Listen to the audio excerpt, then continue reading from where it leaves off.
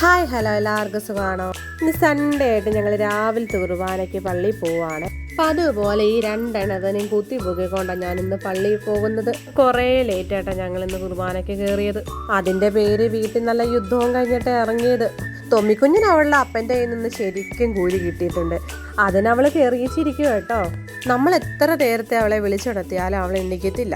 എണ്ണീറ്റിട്ട് വന്ന് പിന്നെ ആൾ സെറ്റിയെ വന്ന് കിടക്കും. പിന്നെ അവിടുന്ന് ആളെ എണ്ണിപ്പിക്കണമെങ്കിൽ പിന്നെ കുറേ സമയമെടുക്കും.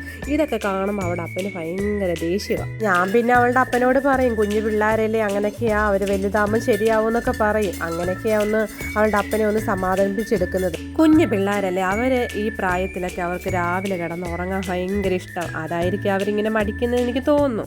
നമ്മൾ ഈ പ്രായത്തിൽ ഇങ്ങനെയൊക്കെ തന്നെ അല്ലേ. അതിൻ്റെ പേരിൽ അവിടെ അപ്പം പള്ളിയിൽ എത്തുന്നിടം വരെ എന്നെ വഴക്ക് പറഞ്ഞുകൊണ്ടിരിക്കുമായിരുന്നു. പിള്ളേരെന്തേലും തെറ്റ് കാണിച്ച തള്ളമാർക്കാണല്ലോ എൻ്റെ വഴക്ക് കേൾക്കുന്നത്. പിന്നെ ഉള്ളൊരു സമാധാനം പറഞ്ഞാൽ വീട്ടിൽ വന്നാൽ വല്ലതൊന്ന് കഴിക്കണം. അതായിരുന്നു ഒരു സമാധാനം.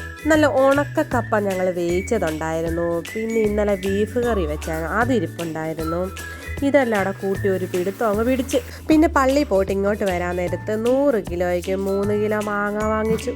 നല്ല അടിപൊളി മാങ്ങയായിരുന്നു. ഞാൻ വിചാരിച്ചു അത്രയൊക്കെ കൊടുക്കുന്നതുകൊണ്ട് ചിലപ്പോൾ മധുരമൊന്നുമില്ലെന്നു. ഒരു ഒടുക്കത്ത മധുരമായിരുന്നേ.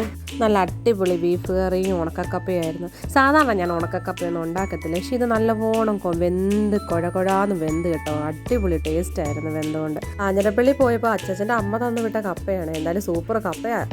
എൻ്റെ കെട്ടിയൻ വഴക്ക് പറഞ്ഞ് എൻ്റെ വിഷമമെല്ലാം ഞാനങ്ങ് ഭക്ഷണം കഴിച്ചങ്ങ് എൻ്റെ വിഷമം അങ്ങ് മാറ്റി. സത്യം പറയാനോ, രാവിലെ വിശന്ന് പോയിട്ട് തിരിച്ചു വന്നിട്ട് കഴിച്ചപ്പോൾ നല്ല ആശ്വാസമുണ്ട്. അങ്ങനെ എൻ്റെ വിഷമം മാറി, മനസ്സിന് നല്ല സമാധാനമുണ്ട്. എന്നാൽ പിന്നെ അടുത്തൊരു വീഡിയോ ആയിട്ട് കാണുന്നവരെ ടാറ്റാ ബൈ.